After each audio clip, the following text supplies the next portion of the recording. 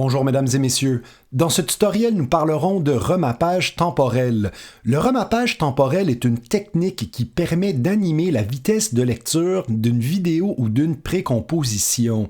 Vous voyez ici par exemple cette vidéo dans laquelle des nuages se déplacent de la gauche vers la droite. Eh bien, il dure à peu près 10 secondes et demie. Et lorsque cette vidéo donc est terminée, nous pouvons maintenant apercevoir le fond noir de la composition. Si nous voulons étirer la durée de cette vidéo, eh bien, il n'en est pas possible puisque la vidéo a bel et bien une durée déterminée, ce qui fait que même si j'essaie de tirer donc mon calque vers la droite, ça ne fonctionne pas. Alors, comment faire pour rendre une vidéo plus courte ou plus longue? Alors, il s'agit bien entendu d'avoir recours au remappage temporel. Pour ce faire, on clique sur notre calque et on fait Alt-Commande-T. Si Alt-Commande-T n'est pas possible pour vous, eh bien, il s'agit de faire un clic droit, temps, activer le remappage temporel, Alt-Commande-T. Alors maintenant, même chose, nous avons exactement le même film et après 10 secondes et demie, eh bien, il cesse de jouer exactement comme avant. Toutefois, il est maintenant possible de tirer, donc d'allonger la durée de ce film. Mais comme vous pouvez vous apercevoir, nous avons également des images clés. Et ces images clés représentent maintenant le début et la fin de l'animation dans le film. Ce qui fait en sorte que du moment que le curseur de temps franchira donc la dernière image clé, eh bien, comme vous allez pouvoir le voir, la vidéo est encore visible, mais bien entendu, le mouvement a cessé. Alors, à partir de maintenant, eh bien, c'est une possibilité, c'est une chose qui est donc possible de faire grâce au remappage temporel, c'est-à-dire d'allonger la durée de la vidéo, mais bien entendu, au-delà donc de la deuxième image clé, le mouvement cesse. Mais si nous voulons donc que le mouvement se poursuive jusqu'à la fin, comme par exemple ici, jusqu'à la fin de la composition, par exemple, eh bien voilà, je n'ai qu'à déplacer mon image clé là où je le désire. Ce qui fait en sorte que maintenant, cette vidéo dure le temps que je veux. Bon, là, bien entendu, puisque j'ai pris la deuxième image clé et que je l'ai vraiment tassé beaucoup, très très loin dans le temps, comme résultat maintenant, j'ai une vidéo qui est plus lente. J'ai donc créé du slow motion. On peut même voir pratiquement un effet de frame by frame ici, tellement que la vidéo, elle a été, comment pourrais-je dire, stretchée. Alright, donc ici, pour rendre une vidéo plus lente, nous devons donc lui appliquer le remappage temporel, l'étirer grâce à ceci, et par la suite, donc prendre la deuxième image clé et l'amener un peu plus loin dans le temps. Si nous faisons le contraire et que nous prenons la deuxième image clé et que nous l'amenons donc beaucoup plus proche de la première, eh bien, dans ce cas-ci, vous verrez que j'ai bel et bien appliqué plutôt un fast forward, donc une animation plus rapide. Et voilà, maintenant, nous pouvons vraiment voir les nuages se déplacer beaucoup plus vite qu'à l'origine. OK, maintenant, une autre chose qui est possible de faire avec le remappage temporel, c'est d'appliquer des expressions, comme par exemple, je sais pas moi, le loop out, pourquoi pas. Alors, si je fais un alt-clic sur le cadran de mon remappage temporel et que j'écris ici loop out, eh bien, voilà maintenant, au-delà de la deuxième image clé, eh bien, le film reprendra et reprendra jusqu'à la fin de ma composition. Et voilà, ici, j'écris plutôt loop out entre guillemets ping-pong, par exemple, eh bien, dans ce cas-ci, eh bien, je vais avoir un mouvement, bien entendu, de va-et-vient de mes nuages, puisque j'ai appliqué donc le ping-pong. Alors, c'est une chose qui est bien entendu bien intéressante si vous en avez envie. OK, maintenant, Nous avons donc appliqué le remappage temporel sur un film, mais il est également possible d'appliquer ceci sur, eh bien, des précompositions. Alors, allons dans la composition nommée animation plus à faire ici, et nous avons une animation d'un plus qui tourne en rond. Et cette animation-ci, eh bien, comme vous pouvez le constater dans les calques, il s'agit d'une précomposition. Alors, ici, par exemple, comme pour le film, cette précomposition a une durée déterminée. Donc, au-delà de sa durée, eh bien, paf, elle disparaît. Et comme pour le film, la vidéo, je ne peux pas allonger la durée déterminée de ma précomposition.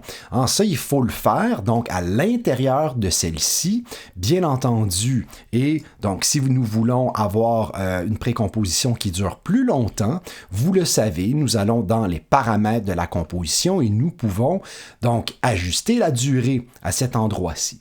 Mais là, pour l'instant, ce que je vais vous montrer, donc, c'est comment créer des loops, donc des boucles à l'aide de précomposition et de remappage temporel. OK, donc ici, nous avons notre plus qui tourne en rond et pour ceci pendant 1 seconde. Alors, si nous voulons que cette précomposition, OK, loop, donc s'anime en boucle à l'intérieur de ma composition originale, donc de ma composition, ce que moi j'appelle la composition mère, entre guillemets, eh bien, voici les étapes.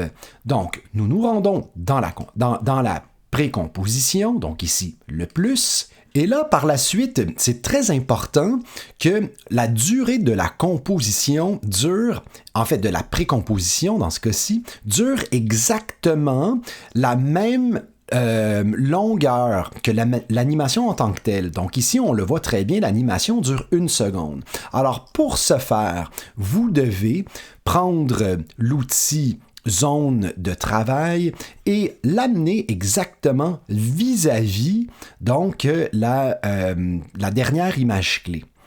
Ensuite, vous devez aller sur la zone de travail et faire un clic droit, réduire la composition à la zone de travail. Et donc maintenant, nous avons bel et bien une composition, en fait une précomposition dans laquelle, eh bien, l'animation au complet est contenue et que nous n'avons pas donc des temps morts, comme nous avons tantôt. Donc, si je fais un commande Z, nous pouvons voir qu'avant, nous avions un temps mort à partir de la première seconde jusqu'à la 3e. Donc, si nous réduisons la zone de travail donc à la composition, eh bien, ce qui se passe à ce moment-là, c'est que nous avons donc bel et bien une précomposition qui dure le temps qu'elle dure. Excellent. Donc maintenant, si nous nous rendons à l'intérieur de la composition, entre guillemets, la composition mère, donc ici, animation plus à faire, nous voyons qu'effectivement, donc maintenant, la précomposition dure effectivement 1 seule seconde. Il n'est toujours pas possible d'étirer cette précomposition parce que, bien entendu, nous devons lui appliquer le remappage temporel. Alors, nous sélectionnons le calque de la précomposition, Alt, Commande, T, et là, pareil que tantôt, nous pouvons donc allonger la durée du calque. OK? Et donc, à partir de maintenant, nous avons, encore une fois, donc,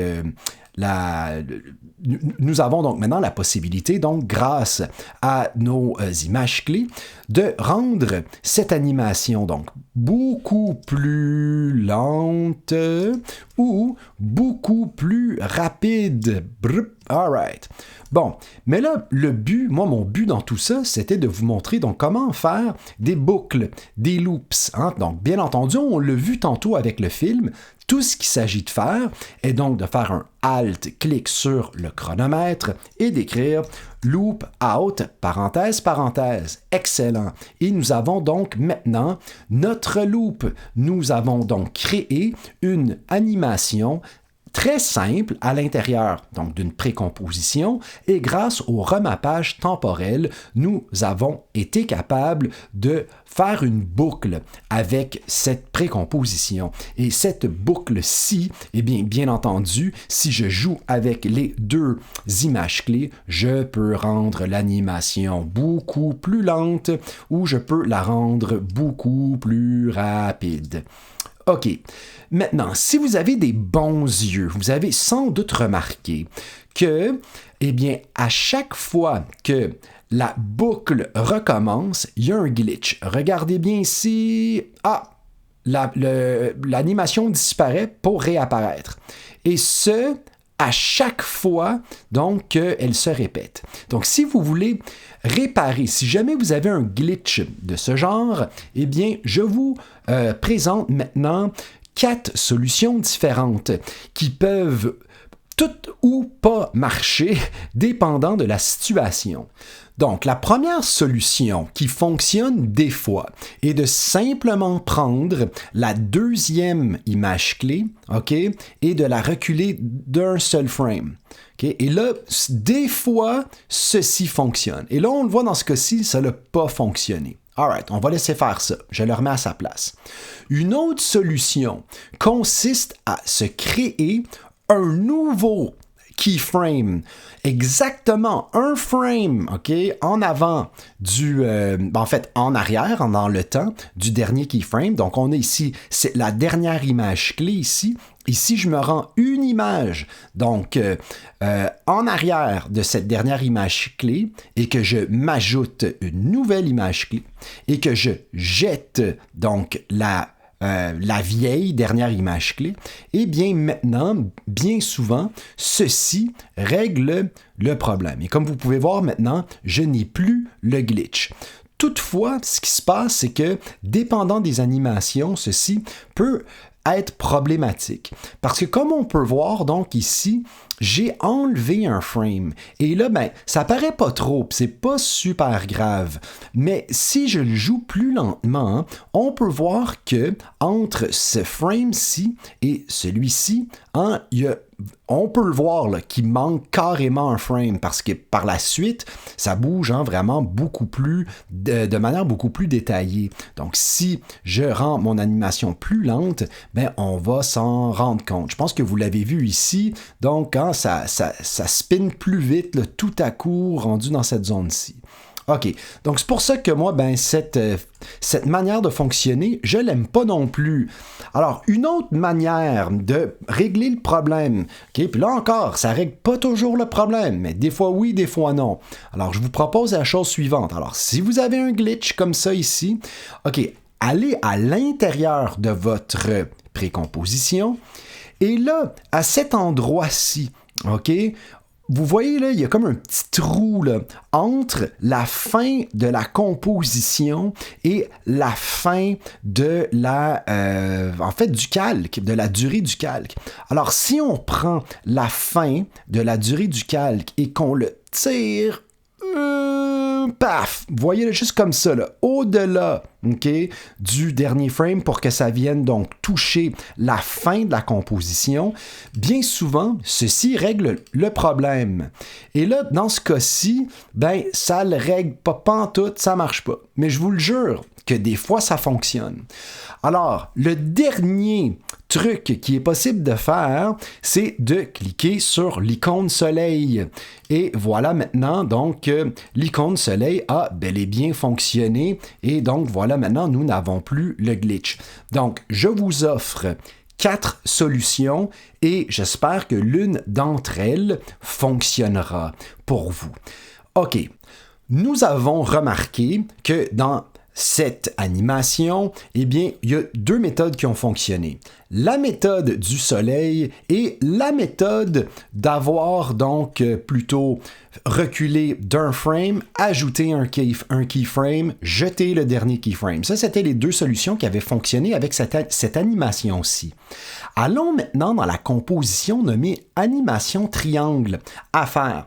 On va refaire tout le truc au complet, puis on va voir dans ce cas-ci quelle solution fonctionne. Donc, je me rends dans ma précomposition, OK? Je prends ma zone de travail, OK? Je la mets vis-à-vis le dernier frame, le dernier keyframe, en fait, la dernière image clé.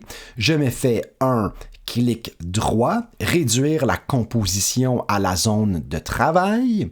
Excellent. J'ai mon animation ici. Parfait. Je retourne à l'intérieur de ma composition mère dans laquelle se trouve ma précomposition. Donc voilà, super. Je vais maintenant appliquer le remappage temporel. Je vais allonger mon animation jusqu'à la fin. Et là, maintenant, je vais appliquer donc l'expression loop out. OK. Et maintenant, donc, que se passe-t-il?